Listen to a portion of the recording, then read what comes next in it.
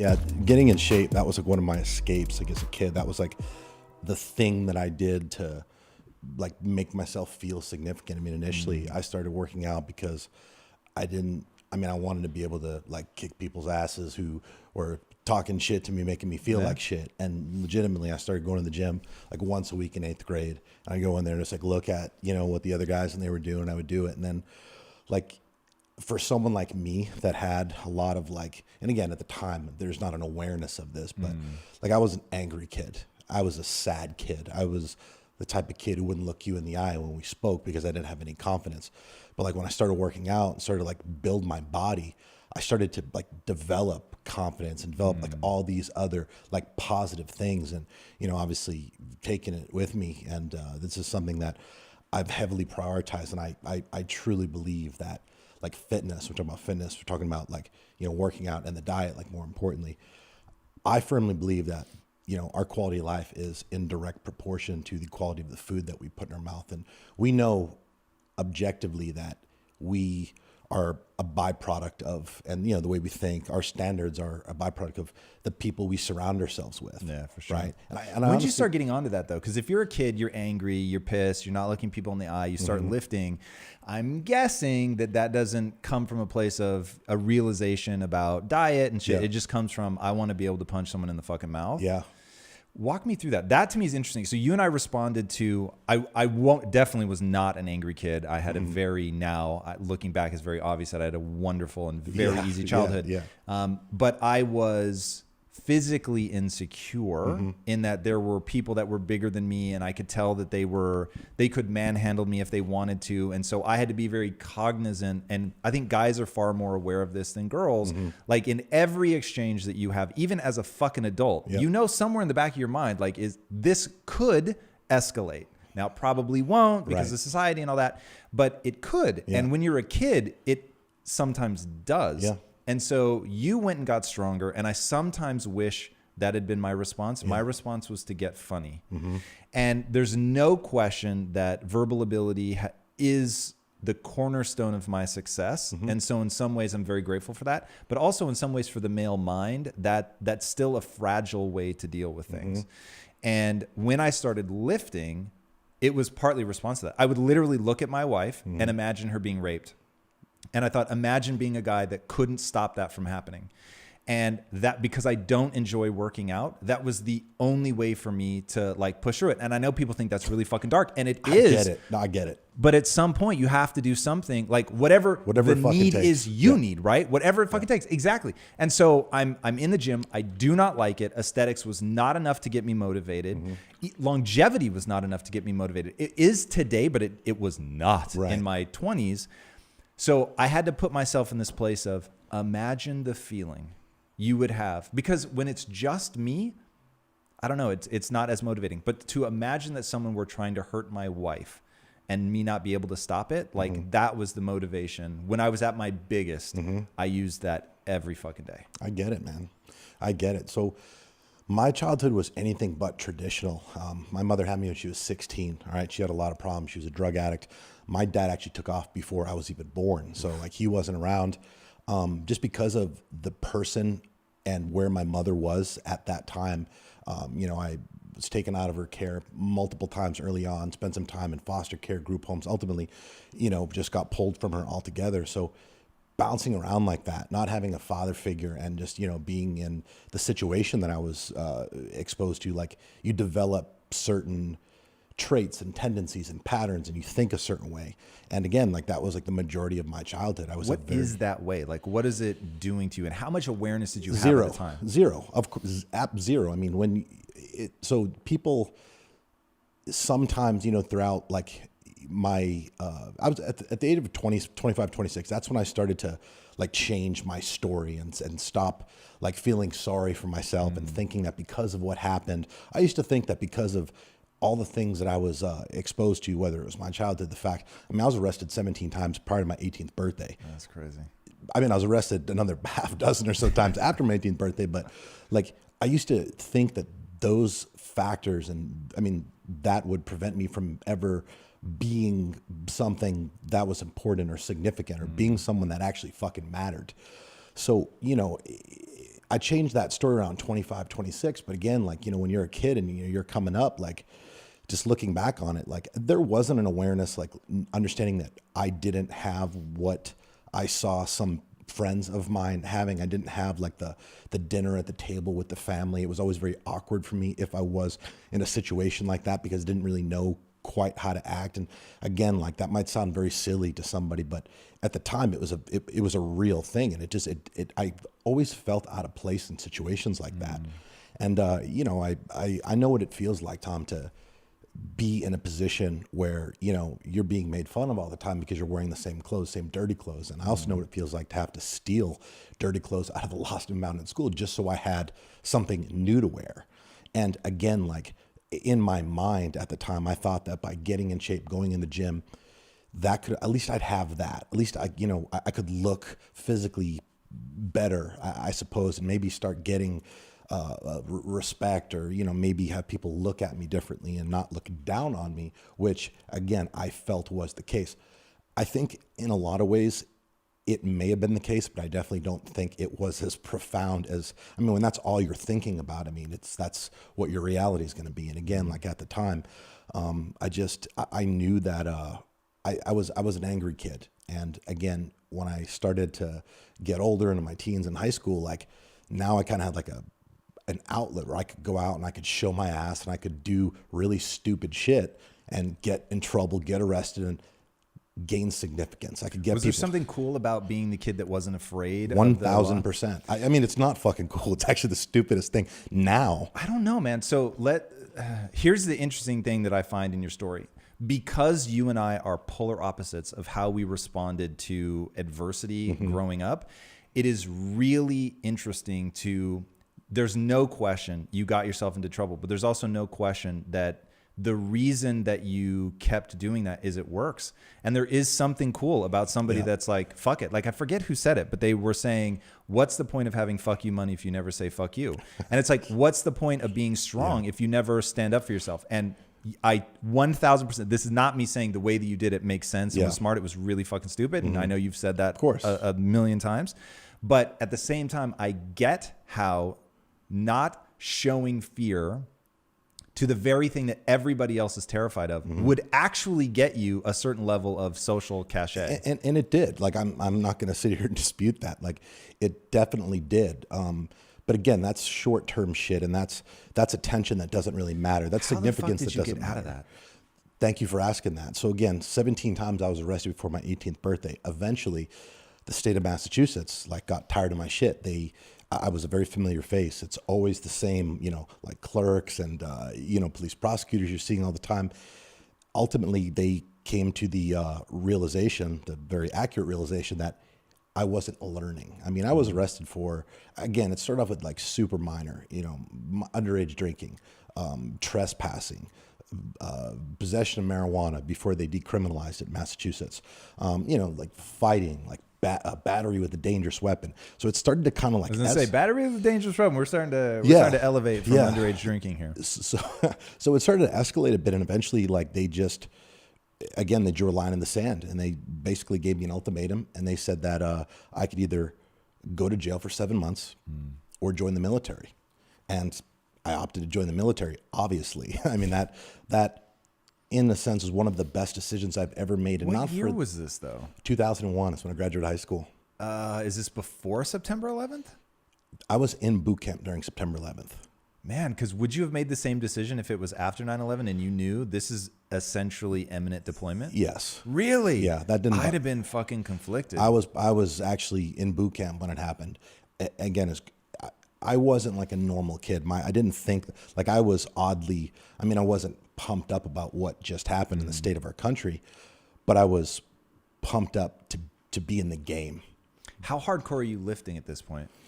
Again, it's all relative, right? Like, at the time, to what my standards were then, like, pretty hardcore, right? I mean, again, there was really, it was just me getting in there, doing whatever, but I wasn't eating it. I was eating like shit. I mean, during the majority of like my high school years, I was very self-reliant. So I was having to do a lot of my own cooking. And again, I was eating a like pretty much steadfast diet of rice and ketchup and angel hair pasta with no sauce. Legit, those are the two things I knew how to cook. That's amazing. Yeah, and again, like, you're young, you can get away with that and still look a certain way. I could not. Yeah. Yes, so I've heard. Yeah, but boot camp was obviously a big wake up call for me, right? Like a kid who, again, like I was not a great kid, didn't have any structure, didn't have a father figure, didn't have like an authoritarian figure, I didn't have any discipline. So boot camp was basically exactly what someone like me needed. It began to teach me the importance of taking pride in the details. Did they break you, or did you give into it? Again, like I was very mentally weak at that point, in the sense that I would feel like things were personal. I would feel like the yelling, and I mean, I got a lot of extra attention. I got a lot of extra attention because of my attitude, because I was physically fit. And again, there wasn't an awareness of why they were doing what they're doing. It really pissed me off when I would make my bed perfect as good as I could. And I hated that. I hated that drill. They would legitimately, you'd sit there for 2 hours over and over and over again, make your bed. And, when everybody else was done, they'd come look at my bed, which would be perfect. And they would fuck it up and then make me keep doing it. I would get so angry inside. I didn't, like lash out or anything like that, but they could see it in my... Was there ever a time where you began to understand why they were doing what they were doing? Long after. Really, really interesting. So what experientially, as it's happening, what do you think? These guys are just dicks? Are you asking like, why me? 100%. I thought they were dicks. They were jealous that I looked the way that I, whatever weird fucking weak narrative. Yeah. But again, like ultimately there's the training is progressive. It gets to a point where they're not screaming at you and treating you like dog shit every second of every day. And then you start to feel a little better. You start to, learn how to iron your uniform, and your uniform looks sharp. You start to stand a little straighter and taller. You start to look people in the eye, and it doesn't feel unnatural. And that was a big deal for me. So again, like I was very fortunate to have served, not just in the military, but I was a part of a very elite community. I was a Navy diver. So after I went to boot camp, I went to some specialized training, which is basically like a fallback in the event that I didn't make it through dive school. At the time, there's about a 70% attrition rate in dive school. 6 months training, which is longer than actual boot camp. And, like academically, physically, mentally, the challenge that you face in that were much more profound and extensive than, that of normal boot camp. But by the time I got there, I was just in a different place mentally. And although I still didn't like, being yelled at, I still didn't like, some of the people coming and just like screaming in my ear when I'm doing everything right. I was in a better place to deal with it. And, ultimately being in that community, serving with some of the most elite, individuals of all the military, it was a big deal for me. It helped me grow up. It helped me learn how to conduct myself like a man. It taught me the importance of having high standards. And again, it really taught me how to look at the world differently, which I think the most profound breakthrough for me with my military career wasn't so much like the discipline, the structure, all these things that, we're speaking about. It was the fact that ultimatum actually got me out of Boston, which all of the not so great things and energy and people and environment and memories that had kind of shaped me into being the kid that I was. And the reason I was thinking that was because I was around all this shit. And when I was removed out of that, I started to look at the world a little different. I'm not saying I completely, squared myself away, because I most certainly did not, but it was the first time that I started to really kind of recognize that like environment plays it plays a profound role in your entire fucking quality of life. And the thing that is really sad is people will live their entire fucking life not realizing that. Yeah, this to me is my fundamental thesis in life, is that who you think of as you is a construct. You've made it up. It's cobbled together from so many complicated things, not the least of which are, like you said, the memories that you have, the energy of the people that you're around, the momentum that you've created in your life of being the person who is in trouble with the law, that people turn to for an outrageous moment. If you're at a party and the cops show up, that people want to see how you're going to react. And it would be such a deviation from who you see as yourself to not I had a similar experience. So when I was growing up, like I said, my defense mechanism was humor. And the role that I played in my family was the peacemaker. So I learned to be funny, and my family loved it. I learned to be funny, to diffuse a situation that I couldn't diffuse physically. But when I went to college, because my brand of humor was always self-deprecating, like I would make fun of myself before you could do it. And so I could get out of anything. So if somebody wanted to fight or whatever, I would just make fun of myself, and then there was nothing left to fight Take over. their power. Yeah, exactly. And it was very effective strategy, but it did leave me feeling some kind of way about myself. Sure. And so when I moved to LA, I think, hey, this is my chance to reinvent myself. And like number one on my list of reinventions was I wanted to take myself seriously. So I said, all right, I'm not going to make fun of myself anymore. I'm going to take myself seriously as an artist. I'm going to really study, because I used to cheat in high school like a madman. And I'm going to do all my own work. I'm not going to cheat, sink or swim, A or F. I'm doing everything myself. And so it was like this real switch in my personality. That's a big deal. Big deal. And so flash forward, I meet the woman who ends up becoming my wife like 6 years later. And I meet her, and I'm just being who I think of as myself. And I'm like, hey, I want you to come meet my family. And so we went for Thanksgiving, flew back home, and she'd never seen me around my family. And all of a sudden, because the expectation is that I'm the funny guy, I immediately snap back into it. And I start cracking jokes every 2 seconds, and they're in hysterics. And my then girlfriend, now wife, is like, who the fuck are you? She's like, what is happening? Yeah. And she was like, I really enjoy this, but it's so shocking. And she was like, it came out of left field. And I can see how, because I didn't intend to slide back into that role, but I'm seeing the same things. I'm back in my old bedroom. My family looks at me with that expectant look when there's like an opportunity for a joke. And so it's like, you know that they're sort of waiting for you to be that person. And it's, God, what's that quote? I'm not who I think I am. I'm not who you think I am. I'm who I think you think I am.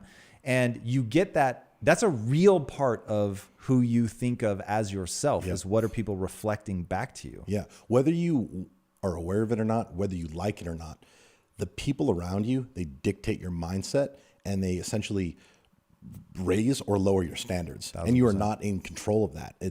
You could have conscious awareness of it, but the fact is, the energy, man, like it's contagious, and it is going to affect us profoundly. And this is something that like I've continued to like evolve and become more consciously aware of. And now, like, dude, I'm like borderline obsessed with just optimizing my environment to fucking feel good. I mean, Tom, like the majority of my life, I would say to this point, 36 years I've been on this planet. The majority of my life, I haven't felt good. I can honestly sit here and tell you that. And now, like, I know what it's like to feel good. I know what it feels like to be happy. And I want to preserve and protect and just basically do everything in my power, which is a lot, to, again, like essentially dictate my own happiness by being mindful of who and what I surround myself with. All right. You have an opportunity right now to set a lot of people free. I want to know, how did you gain self-awareness? Because you're somebody who didn't have it. Yeah. You didn't know why you were angry or why you were doing the things you were doing, or even understand why these guys are yelling in your ear and making you redo your bed and all that. But you do understand it now. Yeah. So when did that, like, what was the first glimmer of it? And then how did you develop it fully? Yeah. So just building up to that, I ended up getting out of the military prematurely. I was 23. Again, I went from having structure, discipline, routine, order in my life to one day to the next to just no longer having it anymore. I made the decision to get out. Had I stayed in, I would have had to leave Jacksonville, Florida, where I was stationed at the time, and I had liked Jacksonville. And I had developed a positive association with Jacksonville, and I guess I had again, at the time, I'm not aware of it, but looking back on it, I'm thinking that I didn't want to go to a place where I felt shitty again.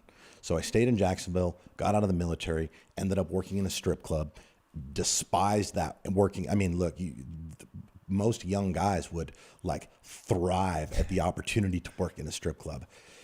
I didn't like who I was when I was in there. There was just the human beings that were coming in there, the people that worked there, they just made me feel less good about myself. They, again, lowered my standards. I was in a position where I was drinking at work to make the shifts more tolerable, getting in fights with the customers, messing with the girls. I ultimately got to a point where I despised working in the strip club so much. After 2 years, I quit to become a drug dealer. Okay. Spent the next 7 years as a drug dealer, living my life the legit polar opposite of how I'm living it now. And again, I was just carefree, partying 5 nights a week, like all the cash I was making. And again, at the time, to my standards then, it was a lot of money proportion to what my bills were.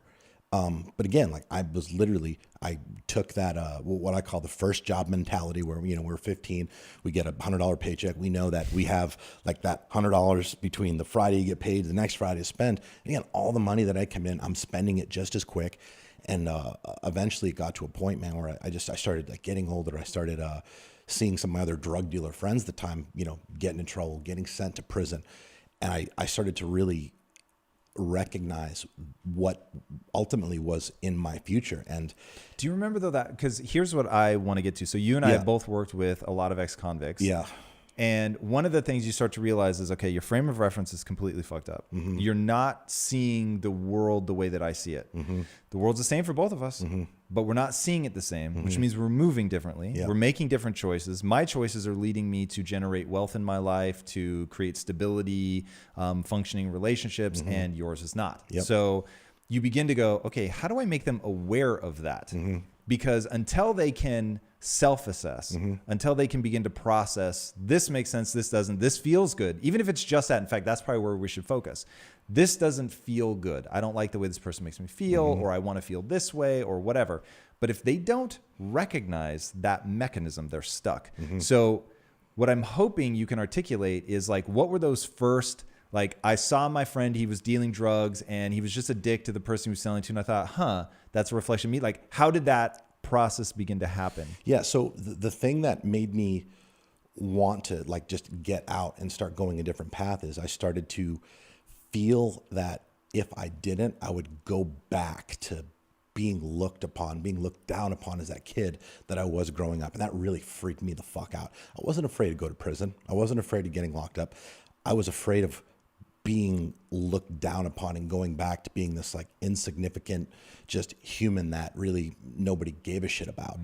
So I went to someone that I respected and I basically just put my cards on the table and I told him everything. And I said, listen, I want better for myself. I have no fucking idea what to do or where to start. It's like, is there anything that you can put me onto? Somebody who, I looked up to at the time and was a very successful individual.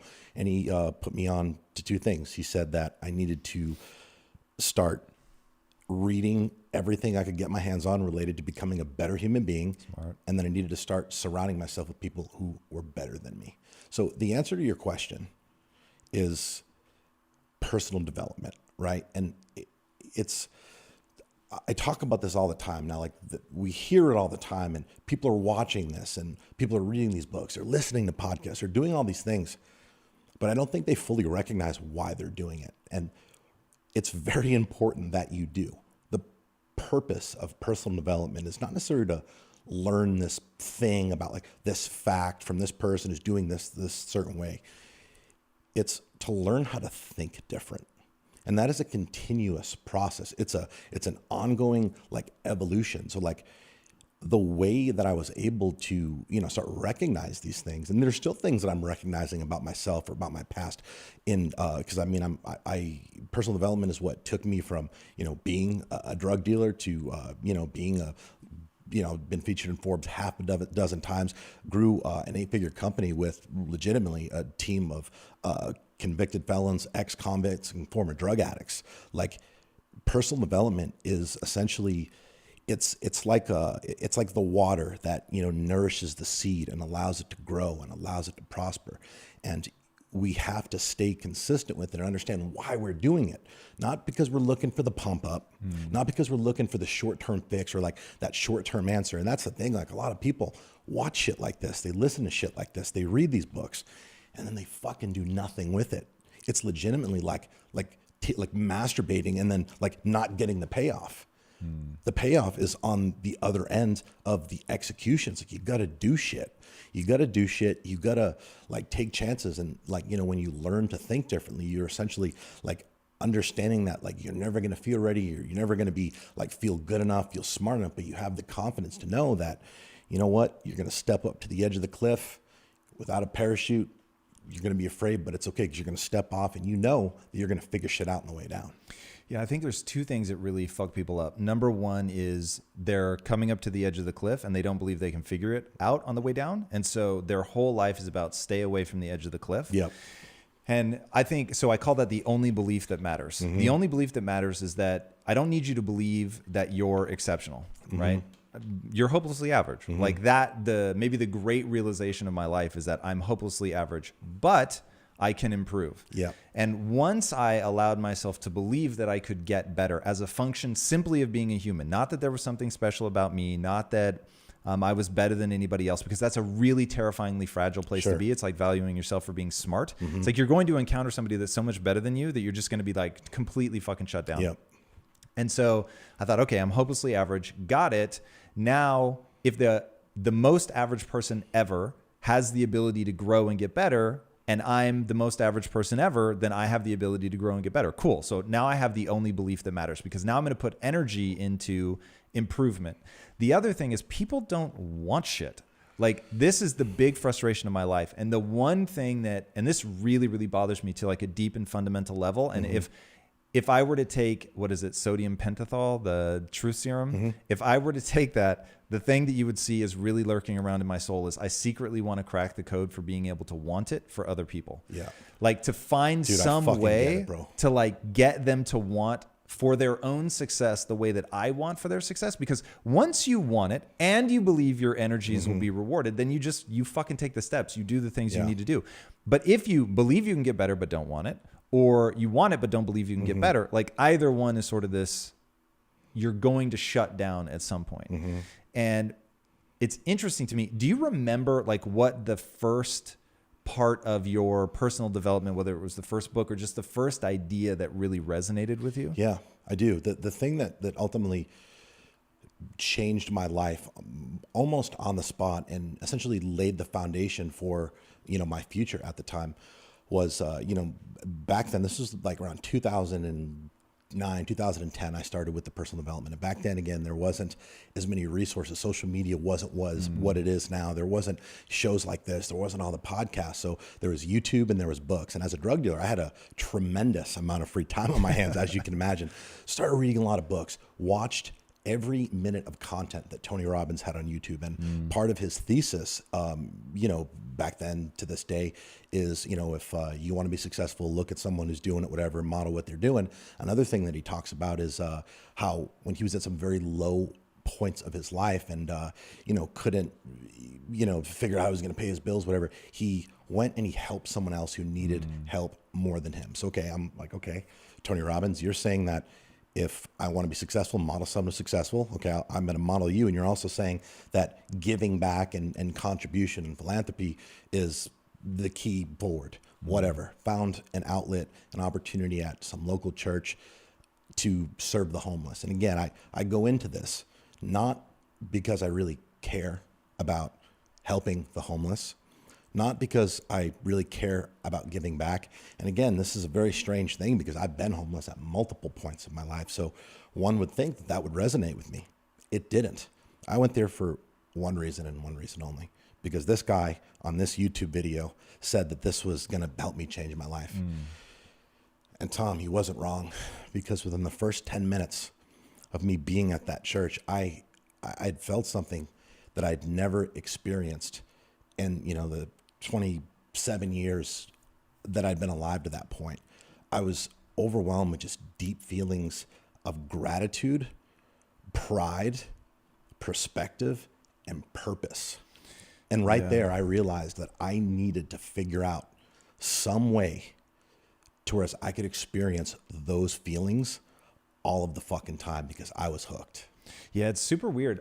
It's the one part of my message where I always feel cheesy talking about it, but there is something hardwired in this social animal where service really makes a difference from a neurochemical perspective. And I'm really trying to get people to understand the punchline of life is neurochemistry. So it isn't success as it's traditionally defined. It's not money. It's not fame. It's not accolades, because I can give you all of that. And there was like a rash not too long ago of like ultra successful people committing suicide. Was it Kate Spade? I think who was a billionaire. She committed suicide.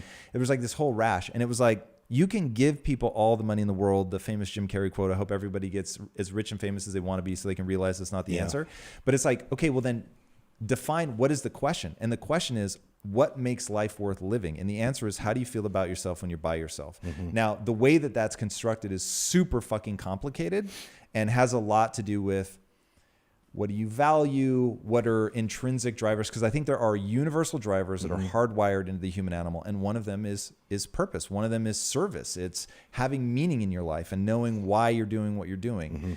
And getting people to focus on that in the midst of the chase, right? Yeah. So I lost 8.5 years is about the real number. I usually round it to 10, but I lost roughly 8.5 years of my life chasing money. Yeah. And it was an all-out chase. I hated my life, but I showed up every day and I was like, I'm going to fucking grind it out. I'm going to stick it out. Like, I've got the discipline to see this through.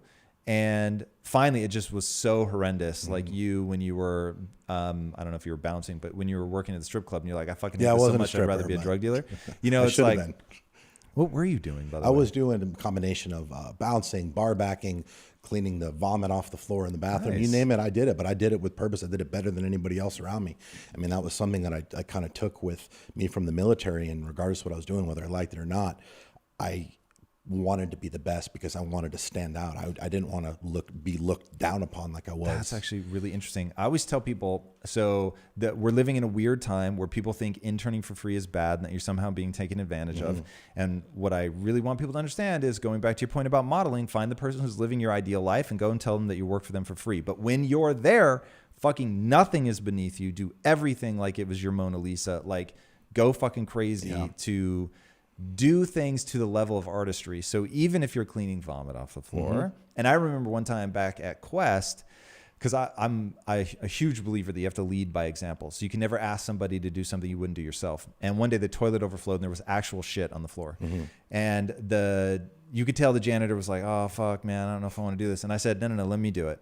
And so I cleaned up the shit and they're like, why are you doing that? And I said, because I want you guys to see for real, not like that I talk about it. That's a great opportunity. There's literally nothing that I won't do. So that when I come to you with aggression and I'm like, I need you to fucking take care of this. Like, what is going on?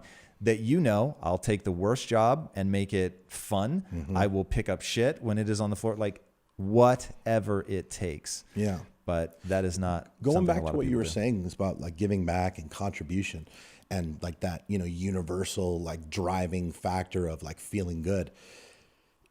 So I think a lot of people just, again, like me, I didn't value it. I was only doing it because I, again, watched this video from this guy and I was just looking for a way out, man. Right. So I think people, they're not getting excited about it. They're just like, oh, it's just kind of not my thing, whatever. Like, understand it's not necessarily just about you going and serving and helping other people. Like, do it because you're selfish. Do it because arguably you will actually benefit more than the people that you are helping. And I know that might sound kind of fucked up, but it is very, very important that we understand that. Like, I think the difference between people, Tom, is obviously our standards, but we don't just like come out of our mom's vaginas with like, okay, this person has low standards. A doctor is kind of like separating, all right, this person, middle standard, this person is going to crush it in life. Like, our standards are a reflection of the actions that we take or fail to take. And a lot of times the actions that we take that, you know, move our life forward are a result of us feeling good enough to do that. And we're not always going to feel great, but honestly, like, in order to get yourself up and get yourself moving, like, you're not just going to get up and fucking feel good, man. You have to take action. It's a process through your physical fitness, through your mental fitness, through your contribution. Those three things, I mean, those are the three things that have allowed me to create the life that I have for myself. And I've, you know, taken that. And again, this wasn't a process, a specific strategic process that I followed. It's just kind of like how the cookie crumbled, so to speak. But then, you know, when I was able to look back on it and kind of piece it together, I was able to kind of regiment it. I was able to systematize it. And, you know, I legitimately have those three elements in place at my company. Every team member at my company is responsible for personal development, mandatorily 1 hour per day. Do you tell them like what they should be doing? Yes, we have the building wired with speakers. So again, like, it kind of has that accountability factor there where 1 hour a day, they play whatever it's a month out. They have like a personal development calendar, and when personal development's on, like there is no talking. It's like church. They're working and they're listening and they're getting better. I also pay my team to do physical training twice a week, early in the morning. I have a trainer come in and they do like a high intensity, like almost like CrossFit style workout outside, hot as fuck, cold as fuck, whatever. The hotter, the better. The colder, the better. Just another opportunity to make it that much more uncomfortable. Like I'm paying them to do that because I recognize that through fitness and through like doing really hard things, like that is how we develop confidence. That is how we earn the right to feel good about ourselves. And I also pay them to do community service. Every single week as a team, we go out in the community together, and there's a number of things where I have a company called Nutrition Solutions. We do healthy meal prep for people, and either we're out in the community feeding the homeless, donating to less privileged kids, or legitimately, Tom, just going out in the local community and cleaning up the streets. And the reason I'm willing to invest in that, the reason I'm willing to pay these people to do that isn't so I can like glorify it on a show like this or like post it all over social media to, like try to get that like stroke pat on the back. It's because I know that without question, by doing those things, as individuals, they become better people, which in turn makes us get better as a team and ultimately allows us to grow, prosper, and fucking dominate as a company. How do you think about culture? So you and I both hired ex-convicts. You said in an interview one time, and this really resonated, it doesn't always work out. Like people want that to be a Pollyanna story. And the reality is it's fucking rad and it felt really cool and I loved it the most. But for a lot of people, they weren't able to get their shit together, and I wasn't the person that I want to be. I mean, ultimately, like I said, I want to be able to want it for people. I want to be able to crack that code and like sit somebody down in front of a 3-minute video where I just cut straight to the, their soul and the world fucking opens up and they do it. But as of yet in my life, I'm not capable of that. So it became this really fascinating thing of, on one hand, I'd get people who would come, grown fucking men, like teardrop tattoos, like hard motherfuckers. I get it. And they would come, break down in tears and be like, you care more about my future than my own mother. Okay. So I had some of those. But then I also had people stealing from me, and it was like, fucking super shifty and really uncomfortable, and you have to fucking get rid of them. So it's like, I wouldn't say it's like some magical pool of people to pull from. And yet it spoke to my soul in a way that is hard to explain. Yeah. So how do you think about culture? Why do you give opportunities to people that are probably a little behind your average potential employee? I just feel I was given a second chance. I was given multiple second chances, but 3 years ago, I was arrested for crimes that I'd committed 3 years prior. So one day I come home. Again, I'm at a very different point in my life. I'd walked away from my previous life. Things are going okay for me, with the company. Again, I was in a radically different place, but at the time, to my standards, and I got 2 detectives at my doorstep serving me on a warrant for crimes committed 3 years prior. I'd got set up, and I went through an extensive legal process. It was about a 4-month process. My bail was $500,000 to give you some perspective. Wow. They weren't fucking around. They wanted me to snitch. I respectfully declined.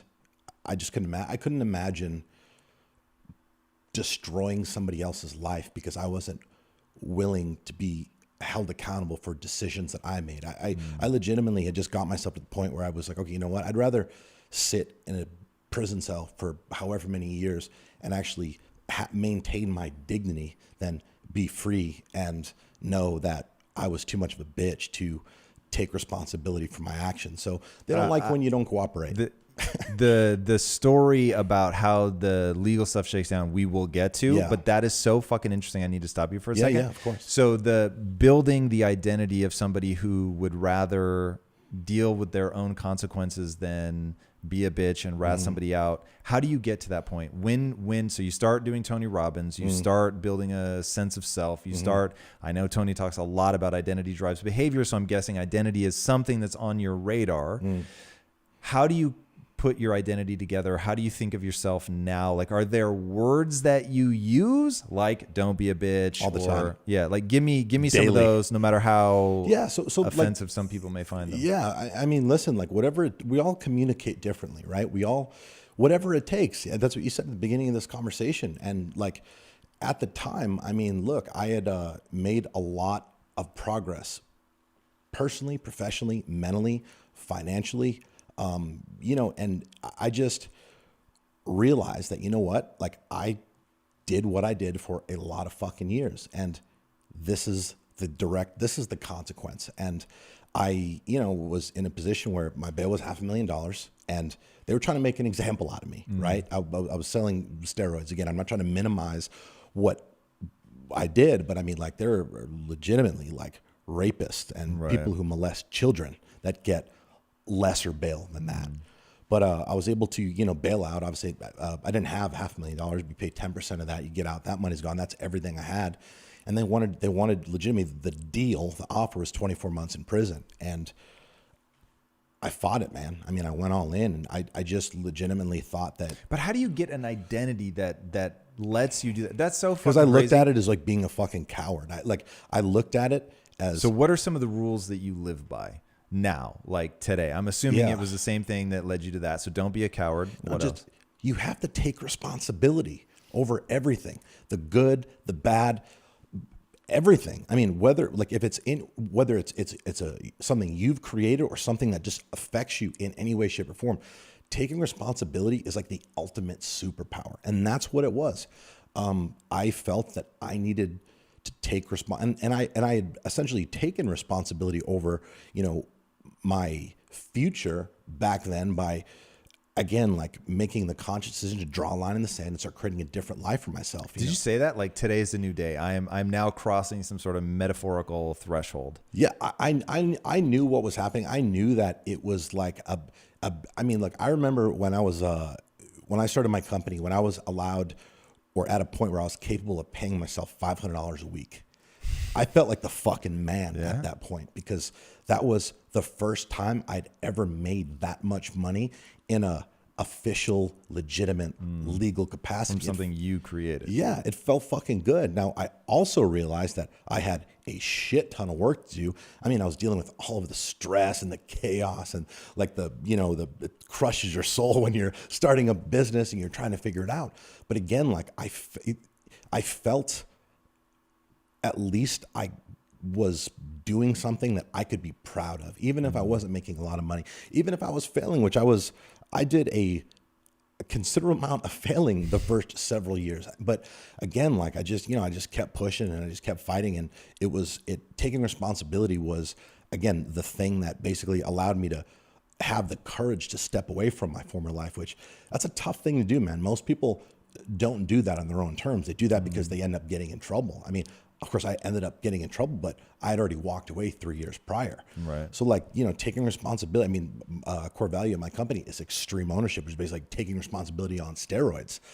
I just didn't want to be a hypocrite, man. I knew that I had to be a man. I knew I had to face this. And honestly, what does it mean to be a man?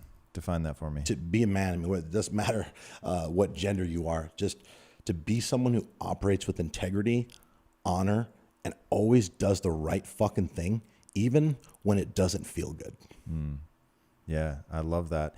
It's interesting to me how important it is to define who you are, what you stand for, what you're willing to do.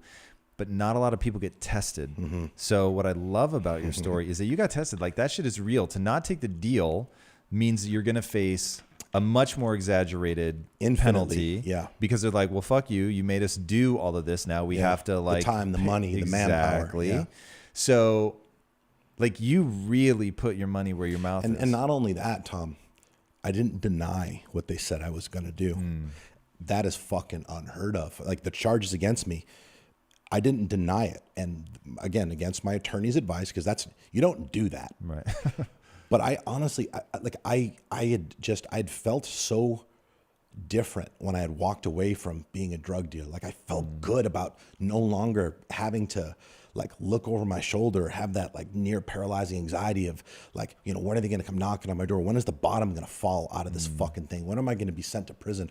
All these things. And I literally thought that there's no way I could go into a courtroom and expect a judge or just the opposing counsel to believe that the one or two times that I had that I got set up. I actually got set up 3 times. That was the only time that I'd ever. Right. This is what I did, and I said it to the cops. It's like, I did this for a lot of years. I was this person, but I'm not anymore. And they knew. They obviously looked at my life now and seen the changes that I had made.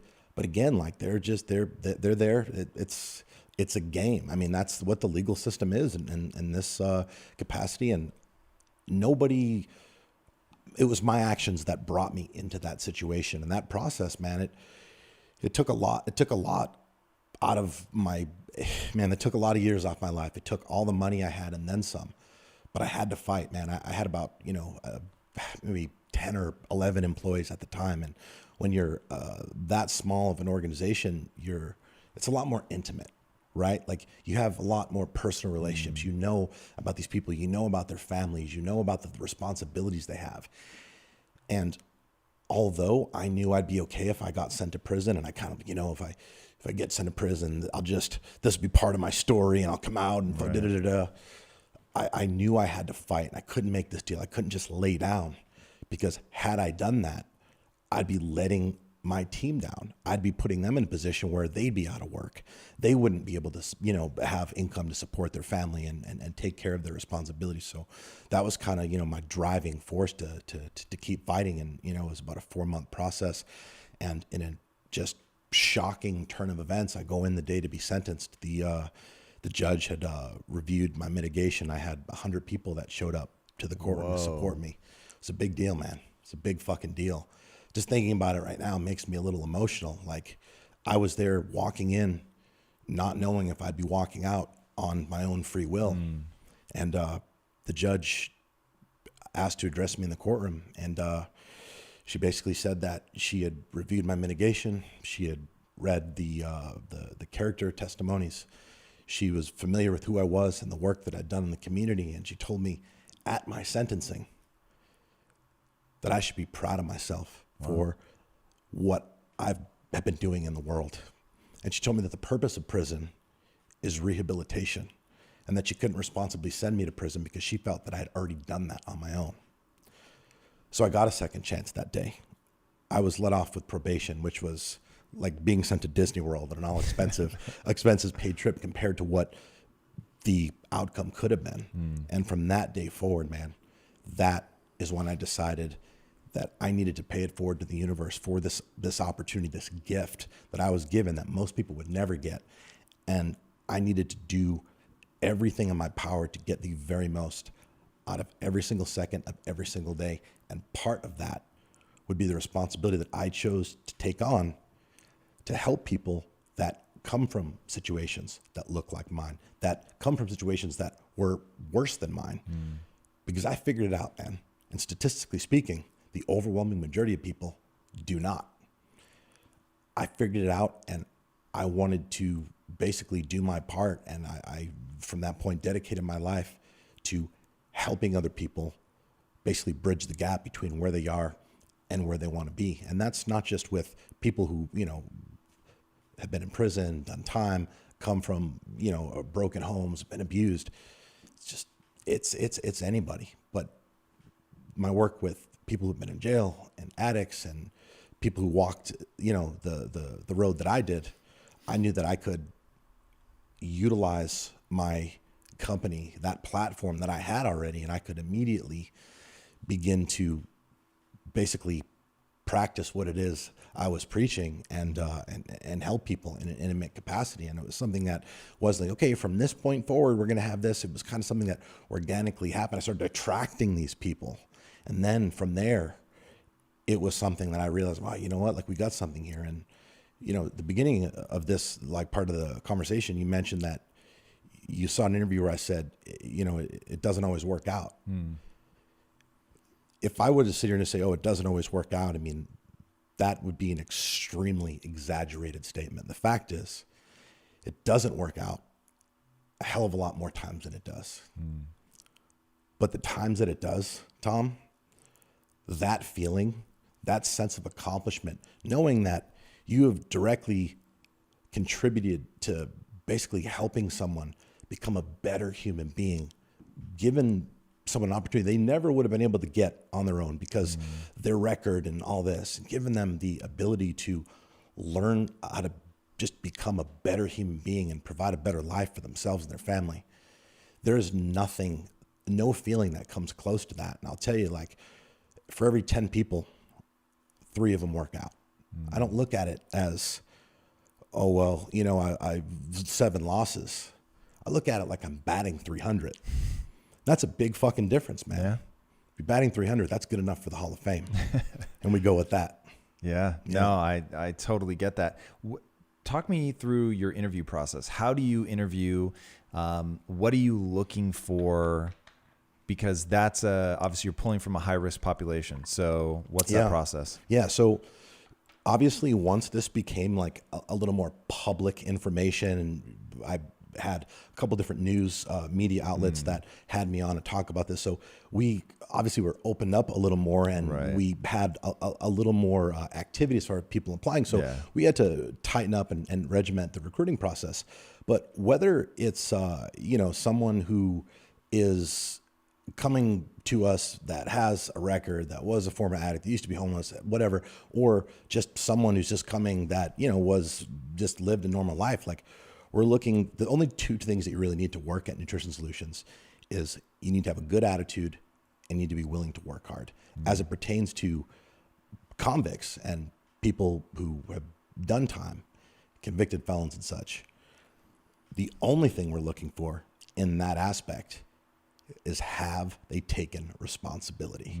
Because we know going into the interview, right? Like it's part of the initial process, paperwork, background checks. So like when they're asked about it, if there is any like sort of just indication, oh, well, you know, I was in this situation and this other person, and I was in the car, like, dude, like, sorry. And no, we'll coach them up. We'll tell them, like, look, that's, you know, I don't do those interviews anymore, but my team is trained. They know we're like, have they owned it? But if they can, without hesitation, without flinching, look you in the eye and say, here's what happened. This was my situation at the time. This was the position I was in. I made some very bad decisions, but I'm here today committed to do whatever I need to do for as long as I need to do it to create a better life for myself and my family. And it is honestly that simple. Unfortunately, most people think that their past defines them. I mean, I was one of those people for the majority of my life. They think because this blemish, no matter how bad it is, that defines their current reality and essentially dictates their future. And they try to avoid it. They try to, you know, pretend like it doesn't happen. And when it comes up, they get super uncomfortable, failing to realize the best thing they could do was what you used to do when you were a kid. You make fun of yourself. Like, oh, you just fucking say it. You put it out there before anybody else has a chance to. And then it goes from a point where people look down on you to people actually respect the fuck out of you. And that was a thing that I was so afraid of for the longest time. It's like, shit, like I'm trying to start, you know, this business, and are people going to take me seriously? And I'm like trying to act like I was legit. And it wasn't until I fucking just put it out there, man. And it was hard. But then once I did that, the legitimate and total opposite of what I thought was going to happen happened. I gained respect instead of lost it. Yeah, it's so interesting. Like, when you own who you are, then it's people are going to pick up on your vibe. They're going to respond the way that you respond. It's interesting how you can really set the tone for that kind of stuff. Yeah. We had a similar reaction. So when we started telling people, well, we technically put word out on the street, as they say. So one of our earliest employees was a kid that grew up on the streets. And we told him, hey, like, look, man, my whole philosophy in life, it doesn't matter who you are, it matters who you want to become and the price you're willing to pay to get there. So if you have friends that are fucking convicts, I don't give a shit. Because he was like, oh, I've had a lot of friends that have, you know, been to jail or in gangs, whatever. What do you think? Because we were like, fuck, we have to hire, man. We got to hire anybody. Yeah. And so I was like, yeah, I don't give a fuck. Like, bring him in. Because my thing was like, look, if you want to build a company, let me tell you something you have to get real fucking good at. So for all the like people out there that are wannabe entrepreneurs, you've got to get to the point where you can look across the table at somebody and figure out who the fuck they are. And here's the truth. You're going to suck at it. Yep. I sucked at it for sure. But you've got to be a little bit better than chance. And once you get a little bit better than chance, then you can start to build something. You can create momentum. And I remember there was this one time we were growing so fast, dude. So you'll get this because you're in a similar space. We grew by 57,000% in our first 3 years alone. That was in manufacturing. So now we're in Compton. We're hiring as fast as we can conceivably hire. Yeah. And we're having like, once we said that we'd hire convicts, like we had people lined up around the building. And it was, Of course. to hire people that fast, we had to find a way to interview multiple people at the same time. And it was getting so weird. And I'm super curious to know if you had the same thing. So keep in mind, I'm small compared to you. So I have these thug ass motherfuckers coming in to interview. They've got the teardrop tattoos, the fucking shaved head, tats crawling up their neck, on the face, like the whole fucking nine. And in no way, shape, or form can I show weakness. So I have to project. Confidence doesn't cover it. Fucking strength, aggression, like the whole nine. So this becomes like this super weird phase in my life where people that know me now that have seen me on camera, they would not believe like how weird those environments were. And my whole thing was I have to burrow inside your soul. So what I was saying at the beginning, in 3 minutes. So my goal, I would come into every interview thinking, this is my chance. This may be the first and only time this person ever encounters a growth mindset. So one, they're going to see, you can't back me down. I can't be cowed. So I'm going to, whatever level of aggression you bring, I'm going to match or I'm going to exceed. And then on top of that, you're going to know by the end of this fucking interview, I want you to win. I want you to win. I want to create an environment where you can come in and I'm going to ask you to fucking break yourself in half to improve your life. But I'm going to give you the platform to do that. So we had these people coming in like fucking 3 at a time, 5 at a time. And so I'm having to develop shorthand. And I come up with this magic genie question. So, hey, I know it looks like a bottle of water. That was always my thing. It looks like a bottle of water, but it's really a genie lamp. In a minute, a magic genie is going to appear. They're going to grant you one wish and one wish only. You can't ask for more wishes. It's got to be something just for you. What do you want? Like, you can't cure cancer, bring somebody back from the dead. Like, what the fuck do you want? And everyone said $1 million. It was like this whole thing. It was super fucking surreal to me that they all said that. But like getting to the point, like, what's your dream? And realizing they didn't have a fucking dream. Like they'd never thought beyond like, I want a job, which is what they all first told me. I want a job. That's bullshit. You're just saying that because you want to get hired. Like it's a magic genie. Don't ask for a fucking job. So what do you really want? I want $1 million, which is patently absurd. You can't buy a house for $1 million. So it was like, I began to realize, okay, wait a second, we have a frame of reference problem, but it began to reveal to me who people were really, really fast. And we had this one guy come in. And I'm sitting in the interview and it's him and 2 other guys and I'm doing the whole thing and he is mad dogging me like fucking crazy. Like he's clearly trying to test me. He's trying to see like if I'll back down, like, is this guy for fucking real or what? And in the middle of the meeting, I point at him and I'm like, you have anger management problems. And he was like, his jaw hit the floor. And I sent the other 2 people out and I said, look, I want to talk to just you. And so I take him for a walk and he was like, how the fuck did you do that? I'm like, what are you talking about? He was like, how did you know that I have anger management problems? I literally drove here from an anger management class. Wow. And I thought, this is what it means to be good in a room. And this is what it means to develop a skill set. Because the honest answer was, I don't have any innate special skill, but I'd interviewed so many people by then and I had just done little tests. Like, let me throw out. I remember one time saying to a woman, she was talking about something and I was like, the way she moves is like crazy graceful. So I'm like, well, you know, back when you were taking ballet lessons. And she was like, what the fuck? Because she couldn't believe, but it was like, it was just a fucking guess, right? But you do this enough, you start to get pattern recognition, but you have to train yourself. So I'm like, whatever it is that you're trying to do, you've got to push yourself to get to the point where you're getting good at it. Like you have to invest in everything like it's practice. You're not going to have like, so I used to study magic. I have an obsession with magic. That's interesting. Oh, dude. My thing is world breaks down into 2 people. There's the kind that when they find out how a trick is done, they're disappointed. And the other kind, when they find out how it's done, they're more excited. Now I'm going to give away all of magic for you.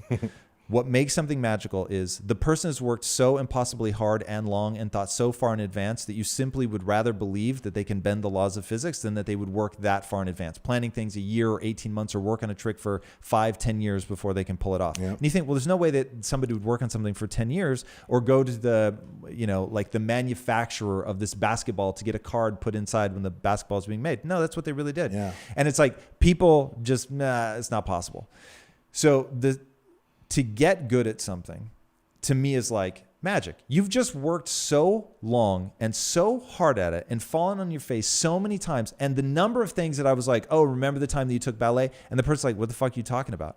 And so, because you just get it wrong, but you're like refining. And if people took the time to make that demand of themselves, to get to the point where they can really be good at interviewing. And look, I've done enough of it to know it's fucking brutally difficult. Yeah. And I'm at like 57% accuracy instead of, 50, which is just pure chance. Yeah. So this is not me saying that I've, gotten so good at this that I can, see through people's souls.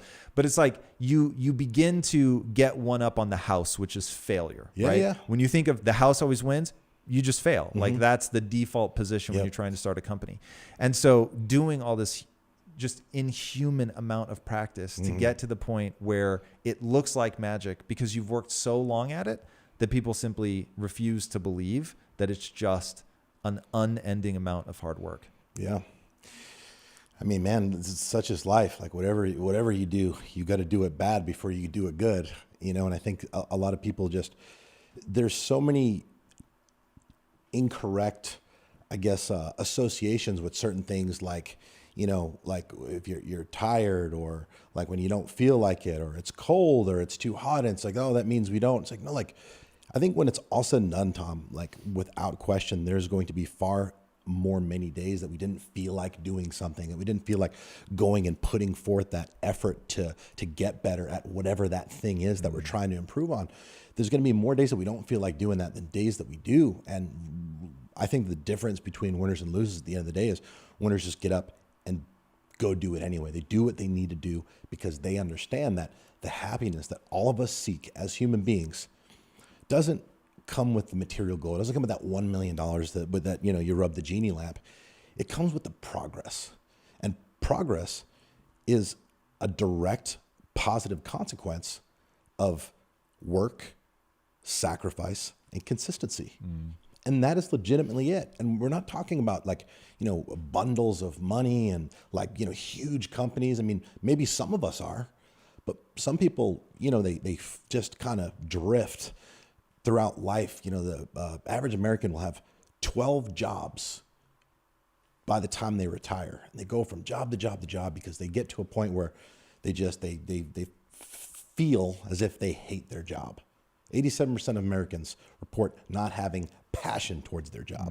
Dude, that's that's crazy. Like you're fucked. If you don't have passion towards your job, or 80% actually say they straight up hate their job, dude, enjoy your shitty life. There's a lot of things out there that are going to tell you that, like, go do what you love. That is fundamentally impossible for the overwhelming majority of normal people. You have to train yourself to learn to love what you do. I don't know if I agree with that. Okay. So here's my thinking on this. Yeah. I think that where you're going is directionally correct. So you're not going to accidentally love your life. But I would tell people, rather than try to fall in love with what you're already doing, like develop love for something you actually give a shit about. So I want people to be blank slates. That would fit my worldview a lot more than what I think is the scientific reality, which is you're probably about 50-50. So 50% is temperament. It's you're born with that shit. It's your genetics. There's nothing to be done about it. And then 50% is epigenetics. So it is your unique like genetic abilities and temperament and all that, married with how'd you grow up, what were the things you encountered, what were the coping techniques, what's the identity that you tell yourself, what do you take ownership, do you not, what are the rules, what are your habits, like all malleable shit. So I think there really is something that people have that would be a spark of interest. And the thing that I think really fucks people up is they don't have 6 months of saving.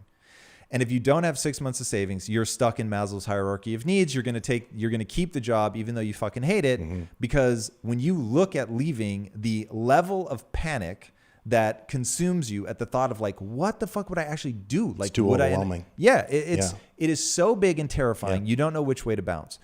If people had 6 months savings and you knew that you could, and you were fucking disciplined about it, so that if you left and you ate up 3 months of savings while you're looking for a job that you actually cared about, you'd build it back up and you'd get to 6 months again. And that way you could always be looking at your job rationally and saying, do I actually enjoy this? Did I make a mistake? Did I try to win the job? Oh God, that was something that used to drive me fucking nuts. Yeah. People would come in still now to this day, probably worse now because they've seen the content. And so they're not thinking, oh, this is still fucking work. Or they don't believe me when I say I'm the most diehard motherfucker you're ever going to meet. And so if you're going to work around me, like be real careful about who you model your life after. But they try to win the job, right? Sure. So rather than going, do I actually want to fucking work here?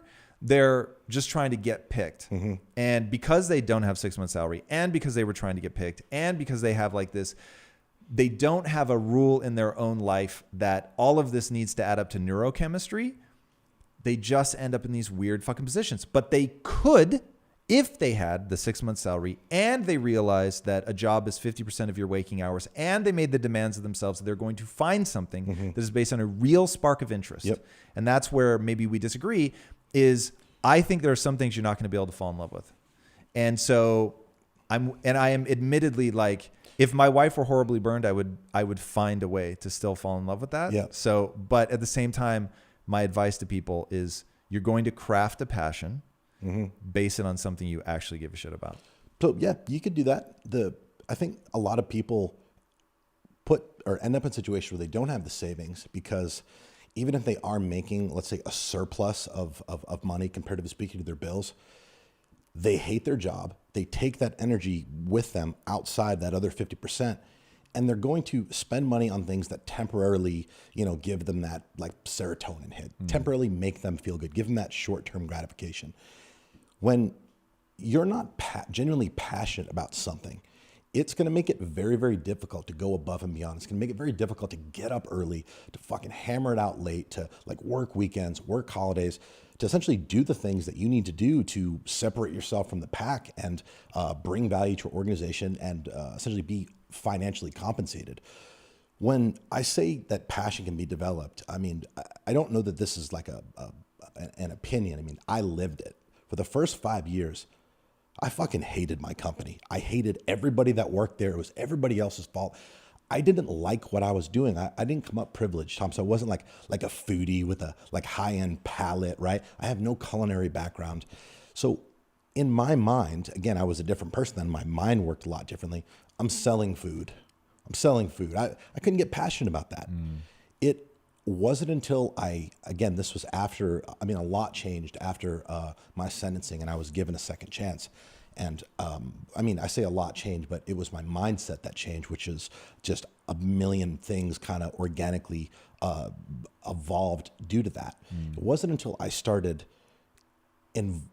creating and incorporating things that I was passionate about into my company that I fall in love with it, essentially bringing in personal development as a mandatory part of the workday, paying the team to do the physical training, doing the community involvement, stuff that I'd never thought about before, having in my business, but stuff that like made me feel alive, like on a personal level. So once I was able to do that, not only did I actually start enjoying what it is I was doing, I started making a lot of money. When before that, I was making money. Like on paper, like there was according to my accountant, there was money, but in the bank accounts, it was a different story because I was spending it as fast as it was coming in. So I just think it's a mindset. I think the easiest way and quickest way to become passionate about something is to be the best at it.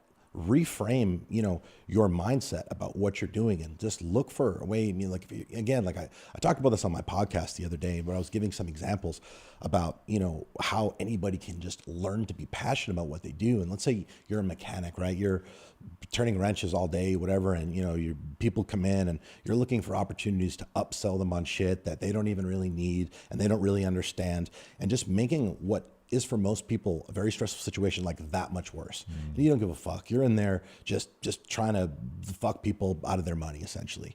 Like you could be that guy and be the guy who literally lives paycheck to paycheck, despises what he does for a living, and again, like has a relatively low quality life.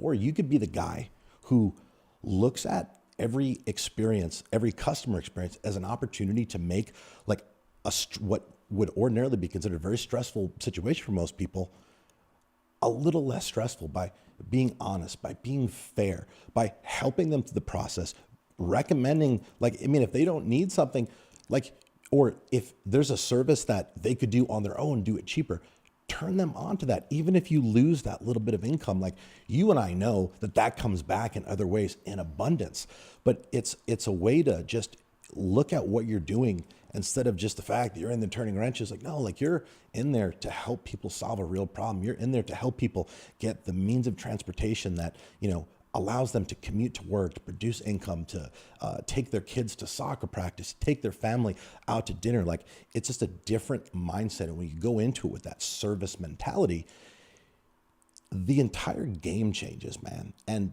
that is how you grow a business. That is how you grow on a personal level, is by doing things in such a way that essentially serve and bring value to others. And when you see what happens when you do that, when you're on the receiving end of that gratitude, that is where the passion, in my opinion, is ignited. There's a great book by Cal Newport, if I'm not mistaken, called So Good They Can't Ignore You. Mm-hmm.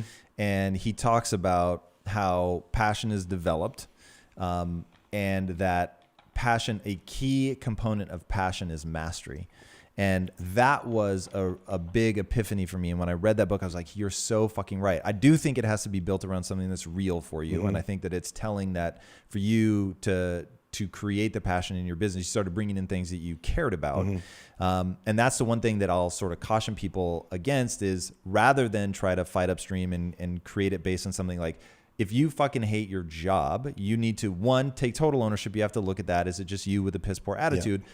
And it's based on something you give a shit about and you've just wrapped it in garbage? Mm-hmm. Or is it something you really don't care about and it's time to move on? But assuming that there's a spark of real interest there, then going down the path of gaining mastery it's pretty interesting that is something that feeds into it. So it's created this sense for me that passion is like love. I don't think you're actually in love unless it's reciprocated. You're infatuated, but you're not in love. And it's not going to give you energy. In fact, there's a darkness to unrequited love. There's a desperation to it, a neediness. Whereas when you really feel connected to the other person and it just feels like reciprocal and there's something beautiful and it gives you energy. That's how I feel about passion. If you're getting so good at it that it has utility and it allows you to serve not only yourself but other people, then it really does give you energy. Because when you're thinking about building this thing, you're thinking about the ways that it's actually going to allow you to move through the world in a way that you value.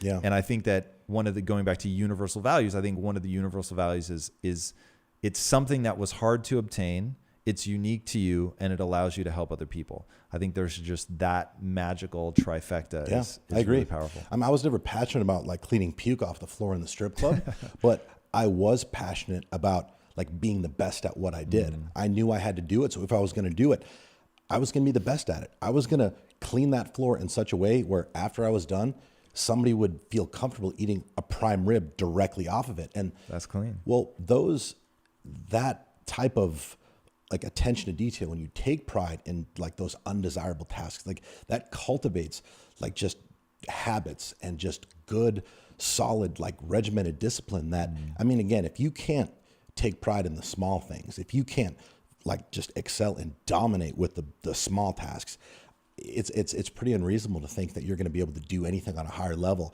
at a higher level. Yeah, no, that is for sure. And how you do anything is how you do everything. Yeah. And I think that's one of those things that I heard a lot and I didn't really understand what it meant. Yeah. And I think I'll say it a different way. Whatever internal rules govern your actions, they govern all of your actions. Yep. So if it is okay to you to tell people that you do one thing and then do another, then you're going to do that with everything. Things that matter, things that don't matter. It's like, so I engineer hard things into my life.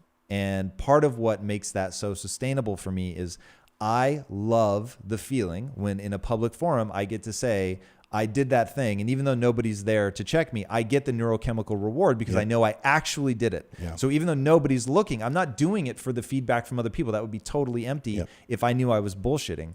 It's the way that I feel because I know that it's actually true. Yeah. And I know that I was consistent. So that rule about this is about how I feel about myself. That governs all of my actions. So I'm not going to bullshit or take on something that I'm not prepared to crush because I know it's not going to serve me. So I think people have to be really careful about taking control of the rules that they live by. So you have rules whether you realize what they are or not. One of your rules may be do whatever you can get away with. And that's a rule I see a lot of motherfuckers live by. And so it's like, well, as long as nobody else knows, I'm fine with it. But you want to talk about violating universal principles of the human animal. The human animal is drawn to integrity. If I say something, I do something. And the desire to be congruent, I don't know why it's hardwired into us, but it is. And it probably serves an evolutionary advantage from if you're congruent, then you have trust within the group. If you're trusted within the group, you're more likely to be protected by the group, which means you're less likely to get ostracized. I'm making that shit up. But I'm guessing it's going to be something like that. So knowing that we're this social creature, once you begin to parse out like what are the universals, live in accordance with those, then you can begin to layer on fancier things that are maybe unique to you. But like first getting in alignment with the just universals. Doing a job well is always and forever going to make somebody proud. The end. Yeah, and like and the other thing is like you said, when you're not doing things or when you're doing things and people don't know, dude, just because they don't see you doing something, like, doesn't mean you can't tell. It's like, you can fucking tell, right? Like, people's lives look the way they do, not because of the shit that they do when the boss is watching or when the spotlight's on. It's a result of the shit that they're doing or not doing when they're alone and when nobody else is watching. And that's a real fact. And I think a lot of people are quick to get frustrated or like disgruntled or, you know, bitter, resentful in a situation, in a business, whether they're working in a business or working at their own business and they're not growing, things aren't happening. Well, things aren't happening because you're not doing things that you need to do to make them fucking happen. And I think just people tend to I mean, look, man, this shit is hard. Like, it's hard, but it's supposed to be hard. So when you know that, it kind of just changes the game a little bit. Like, hard isn't bad. Hard is necessary. It's interesting. Hard is truth. It just is hard. So for whatever reason, like, I'd be happy if it weren't hard. That would be amazing. Although there's mechanisms within us that I think if you didn't earn it, there's nothing there. So it's, I know you read Extreme Ownership. So I love Jocko Willink's idea of, oh, it's hard, good, right? That notion of once you lean into the pain, then everything changes. And there's this really fucking fascinating documentary called Sick, Life and Death of Bob Flanagan's Super Masochist. Now, I am not recommending it because the guy literally nails his penis to a board on camera. And it is the only time in my life where I actively had to put my hands in front of my eyes. I couldn't fucking watch. It was so crazy. But it is utterly fascinating. This guy had cystic fibrosis. So his whole life from the time he's a kid, he's sort of slowly dying from the clogging of his own lungs with mucus. So you're basically drowning. But it took him 40 years to drown. So like imagine the amount of pain. Just fucking crazy. So when he's like 11, he starts putting needles in a belt and whipping himself with it. And in the documentary, I'm thinking, this is so fucking crazy. I had never encountered this idea ever before in my life. And it was like looking into the abyss of human nature and realizing there are like weirdnesses to us as an animal. And his whole explanation was, I took control of the pain. And that, like, I have the chills now. That resonates. Like when I go to the dentist, I fucking hate the dentist, man. But I force myself, like if they're doing something that really hurts, I open my mouth wider to make sure they can really fucking get in there.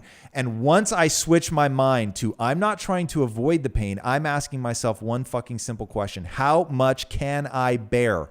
Once I flip my mind to that, like, motherfucker, I'm in control here. I can go all the way. I will not break. Like when you begin telling yourself that narrative, when those are the words that are running through your head, the neurochemistry in your own fucking mind changes. And that's why, like, I want people to get, this is a game of neurochemistry. So you fucking worrying about what somebody else does, you saying that this is their fault, you working in a company and pissing and moaning that things aren't working, you starting a company, Jesus Christ, and thinking that like, oh, this isn't working and it's somebody else's fault. Exactly what you said. Motherfucker, you're not doing what you need to do to win. You got to adjust. Yes. So literally stop worrying about anything other than no bullshit. What would it take? No bullshit. What would it take? What would I have to do? And once you take that on, and one, you're not judging yourself for whether you win or lose. You're judging yourself by, am I sincerely pursuing this or not?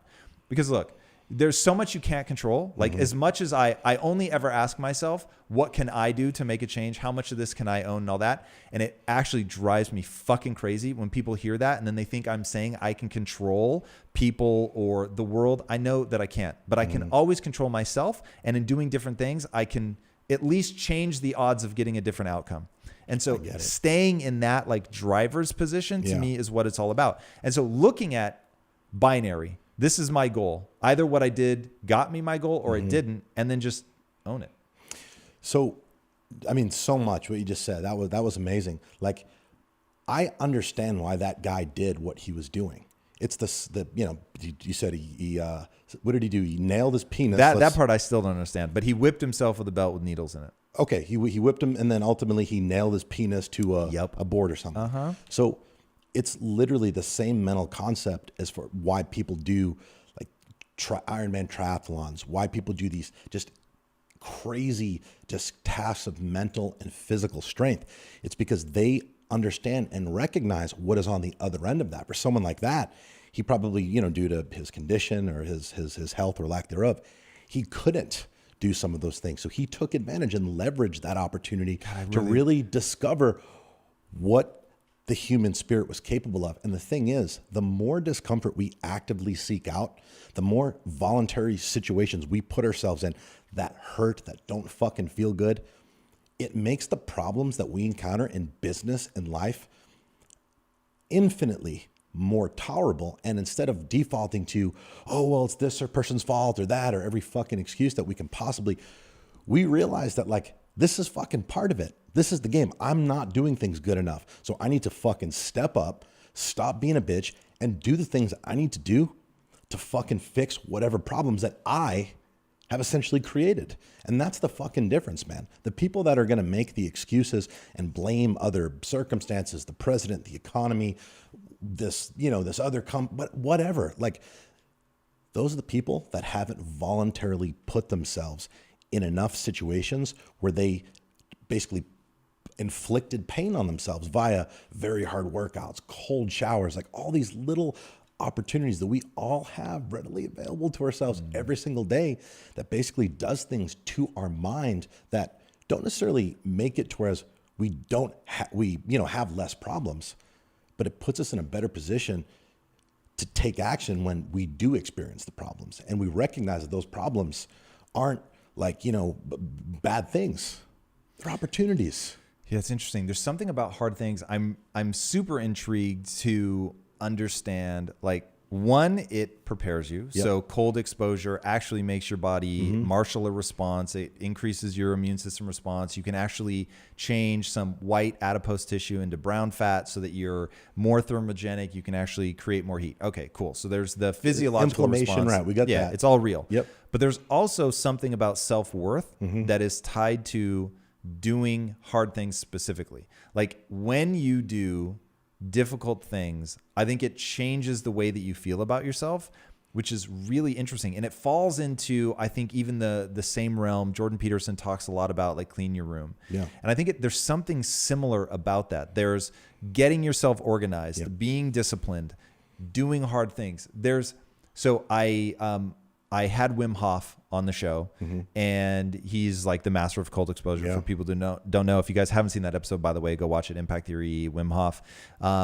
And I thought, okay, he's coming on the show. I'm going to do cold exposure. So I'll do cold showers. Now, because I've struggled with anxiety in my life. Was that your first time doing anything like that? Yeah, I'd never, I had avoided cold in ways you can't imagine. Going out of it, I would plan my day around my outfits, everything around making sure that I didn't get cold because I went through a period in my life I really, really struggled debilitatingly with anxiety. Got it. And the physiological response that I have to cold is identical to the physiological response I have when I'm anxious. So being cold made me feel entirely anxious. Like there was no difference. And if I was cold and then put in an anxious situation, I was just a mess. Like I could feel the brain leaving my prefrontal cortex, my heart racing, my breathing getting shallow. I was shivering. it was just really, really nightmarish. And so I had avoided it, like always trying to just make sure I was always warm rather than inoculating myself, which would have been much smarter. But so one, I've, now at the point that I start doing this, I've spent years dealing with my anxiety and learning how to mentally handle it and not being as sort of physically prone to getting myself worked up. So he comes on the show, I decide I'm going to do it. But I only tell myself, I think it was like 30 days. I'm going to do 30 days and then that's it. And now it's been, almost 6 months. So because it was hard and it made me feel good about myself, it just made me feel disciplined and tough and resilient. And I like the real things that are happening physiologically. It helped you build your confidence. I don't know that I'll say that it was confidence. That's a different region of my brain, but it furthered my self-respect. Yeah. When people put themselves in situations where they do really hard things and overcome, adversity or just very difficult tasks, like at the other end of it, there's a lot of things. There's a lot of those, the chemical reactions that we have and that we experience, but it also shows us that, like we are capable when we commit, when we set our mind to something and we put in the work and back our actions up accordingly, like we can do pretty much anything that we set our mind to. And for a lot of people, like it starts with doing something small, like just start the cold showers, man. Start the cold showers, do that, build that in your routine. Then start with the workouts. Look, most people aren't going to the gym at all, right? Even the ones that are, like, they're going there and what are they doing, Tom? They're going through the motions, right? They're doing the least amount of work in there possible, as opposed to going in there and just going directly for the thing that they want to do the very fucking least, the thing that they feel like if they do it, they're going to look stupid. Dude, that is the type of shit you need to be doing more of. Those are little opportunities that we have every single day to build our mental toughness, to build our discipline, and to essentially build our confidence that will allow us to kind of like take the plunge with other bigger things. And when you're an entrepreneur or someone who has the entrepreneur mindset, dude, nothing is more fucking important than having confidence. You got to fucking know that, like, all right, I'm going to fucking do this. And if it doesn't work out, that's okay, because I'm going to be that much closer to the plan that is. All right. So imagine right now somebody's listening to this. They have zero self-confidence. They're a total fucking mess. Yeah. What is your plan? What do you have them do? I would tell them to get on some sort of diet, right? And a lot of people get overwhelmed because there's so much conflicting information out there. Why'd you start with diet? Because I honestly believe, I started to allude to at the beginning of the show, I believe that the food that we put in our bodies, and let me also just say that I'm not just saying this because of the nature of my business. Yeah, and I one look at your carefully. physique and anybody that thinks that this has is nothing to do with physique. interesting. So you're not even, so give it to me then. Yeah. So I believe that just like the people we surround ourselves with, which dictate our mindset, which raise or lower our standards, I believe the food that we put in our mouth has a very similar effect. Are you talking like on a microbiome level? I'm talking about like if we're eating foods that make us feel like shit more often than not, and our body becomes accustomed to feeling and performing like shit, we're not going to go very far. So what are things that make people feel like shit? What is the optimum diet? Yeah, look, if you're eating out most of the time, you're going to the drive-through, right? Like eating shit that's like heavily processed, things that, look, everybody here knows what's not good for them, right? But convenience is, in the 2019 world, convenience is essentially everything. The problem with diets and food in general is it's not something like, when you eat something bad, something immediately bad happens to you, right? Like if you do too much drugs at one time, you'll overdose. If you drink too much, you could, end up in the hospital, wherever the case is. Eating bad food doesn't work like that. It's almost like a slow process where your body essentially deals with it for a long time until one day it no longer can. And your body essentially acclimates to feeling a certain way. And you're not aware of the fact that you're feeling like shit. Look, if you're not eating good right now, I would say eat good for one day. One fucking day where you eat like clean protein, a lot of vegetables, drink a lot of water. You will feel different. If you're eating like shit or not eating well, right, and you eat good for just one day, you're going to feel different. So just imagine like what that's going to do if that was something that was part of your routine. When I started eating good, and again, like my standards and my interpretation of eating good has evolved and continues to, like in the hierarchy of reasons why I eat good, looking good naked is probably like number 4. Like I eat good because I want to feel good. I try to set my life, my surroundings, my environment, just everything up to optimizing the way that I feel. Because when I'm fucking on, when I'm feeling it, dude, I feel like I can like levitate mountains with my mind.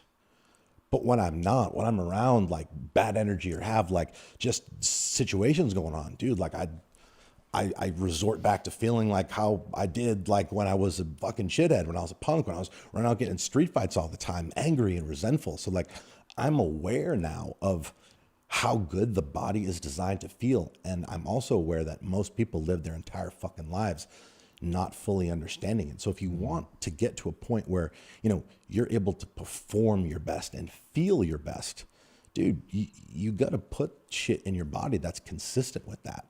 And a lot of other things will just kind of organically sort themselves out. So without question, if somebody who had no confidence, didn't really know where to start eating good. And based off that, like you're going to start feeling better. You're going to start looking better. So there's that. That's important. I mean, look, most people, they get up every morning, right? The first thing that they have to start their day is looking at a reflection in the mirror that physically and mentally disgusts them. That's a fact. And now they take that with them, Tom, for their entire day. That energy, if they're not even comfortable and confident in their own skin, how on earth can they possibly do like to live their best life? And how can they get the most out of the one opportunity that they have on this planet? And it's a problem, man. 3/4 of the adult population right now categorized is either overweight or obese. For the first time in the history of our species, the average human's life expectancy is actually going down. Yeah, that's crazy. I mean, the thing that's crazy is we're doing it to ourselves by the decisions that we're making with the things that we're putting in our mouth. And it's like, look, I mean, I don't want you guys to buy meals for my company and whatever. I just want you to feel good. I want you to do good. I want you to live your best life possible. And I'm telling you that is not, that's not practical or realistic if you're not essentially optimizing yourself for the outcome that you're after. And it starts with things like, you know, the decisions we make when, you know, we're eating. All right. So we've got diet, we've got just body composition. What else? Confidence. Yeah. Another thing that, I mean, look, like my big thing that, you know, again, it's helped me change my life. It continues to be a staple part of my day. It's something that I invest hundreds of thousands of dollars a year into my team, is the personal development. Personal development is not like, it's like, okay, if you're going to the gym once or twice a week, you're probably not going to get very good results. Personal development needs to not be something that you do some of the time when you feel like it, when they get the notification that you dropped a new episode. It needs to be, personal development is part of the work. In my opinion, personal development is the most important work of your life because it essentially teaches you how to become more effective with the work that you are doing. There are 2 ways to get better: experience, which takes a long time, and training. And every day, I mean, we have the opportunity to take advantage of all of these resources that are readily available to us, most of which are free in a 2019 world, that can essentially make us better, that can help us become like more evolved versions of ourselves and think differently, which again, like as I said, is extremely important to develop that awareness of, you know, what the path forward will entail. No, I love that, man. All right. If people want to dive into your world, where can they find you? Yeah, I'm on Instagram at Chris Cavallini. Same thing on Facebook. You know, it's crazy. I think we got moving so fast in the beginning of this. I don't think I ever said your name. It's all good. So it's all good. Don't worry. It'll be in the name of the episode. It's all good, man. Yeah. Thank you, though. Thank you. And I just started a podcast a couple months ago, and this is something that took me from the time I started thinking about it to the time it actually materialized, full like 2.5 years. And again, like I think the tie-in with that as it relates to what we're talking about is things take time, and oftentimes things are going to take a lot longer than what we want. But when you stay the course, you stay committed, and you stay true to what it is you want, it will happen. But podcast, Start Today podcast, if you're digging the vibe, I'd love to have you guys listen, check us out on there, and send us some feedback. Let me know what you think. Awesome, man. Well, thank you so much Dude, for this is doing awesome, this, dude. man. It was Thank wonderful to you. meet you and to hang out. Yeah. I love the way your mind works. Thank you, brother. Awesome, man. Everybody, thanks for joining us. Check them out. You can follow me at @TomBillieu. All right, guys. We'll see you on the flip side. Peace out. Thanks, Tom. Dude, that was awesome, man. Thank you, dude. That was It was a good time. I always do a little extra. I always go the extra inch. And the quickest and easiest place to do it is the gym. Because I can always grab one more weight, one more set. And here's what it does. It shifts your identity.